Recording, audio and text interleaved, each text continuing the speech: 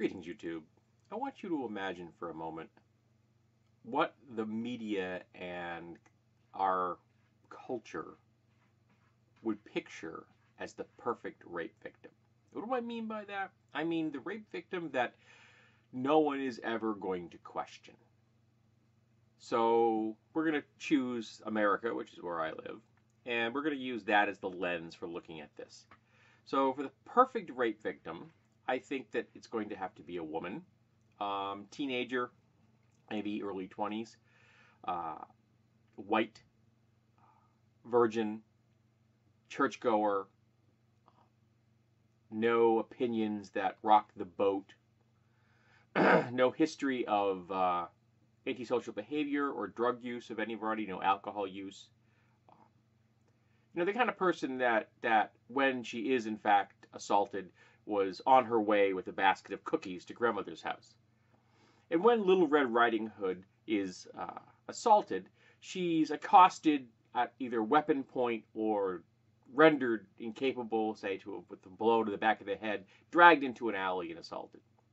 Now, if those circumstances occur, that is viewed as an acceptable victim by our culture. No one's going to question the fact when she comes forward and says that she was raped.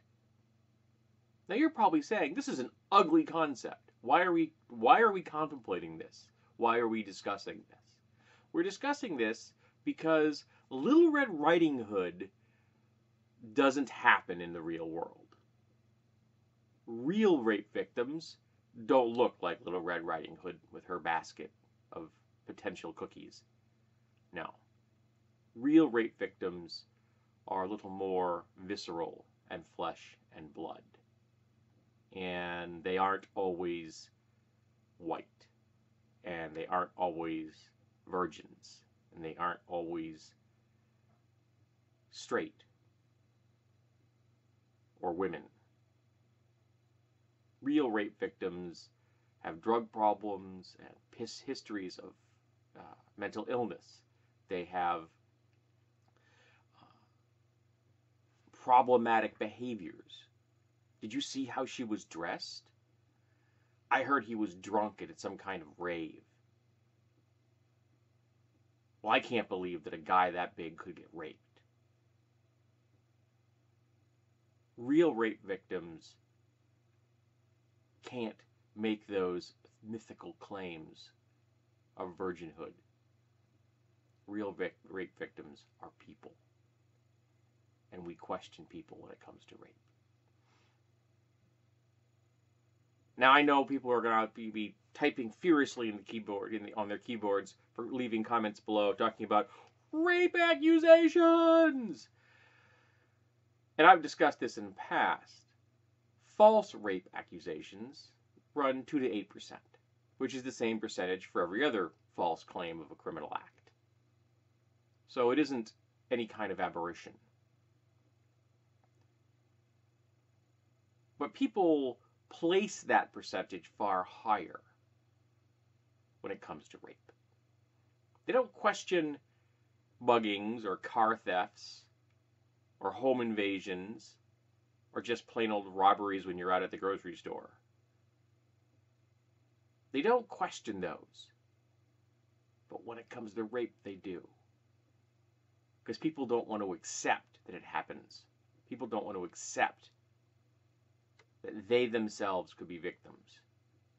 And that their behavior, no matter how incredibly paranoid and cautious they are, could have no effect on it. It's easier to say, well, she went to a frat party. What did she expect? Do you see how short her skirt was? I heard she was drunk. I heard she was high. Well, I've heard that she's had sex before. People make comments about the fact that rape victims can't be sex workers. No, sex workers, you can't rape a sex worker. At one time, marital rape wasn't even accepted. Well, they're married. The perfect rape victim doesn't exist. Real rape victims, though, need our support. They need our belief. When someone comes forward and says they've been raped, believe them. It's that simple. At the worst, you have a 92% chance of being correct and believing them. And that's a pretty good percentage. There's no reason not to believe them. Don't question them that way. Don't put them on the witness stand. They are not committed a criminal act. They have been the victim of one. There are no perfect rape victims. There are real people. And they need our support. They need our help. They need our belief. This isn't complex. And yet when it comes to rape, we make it so. It's heartbreaking. Both what the victims have gone through and what we, the culture they live in, put them through.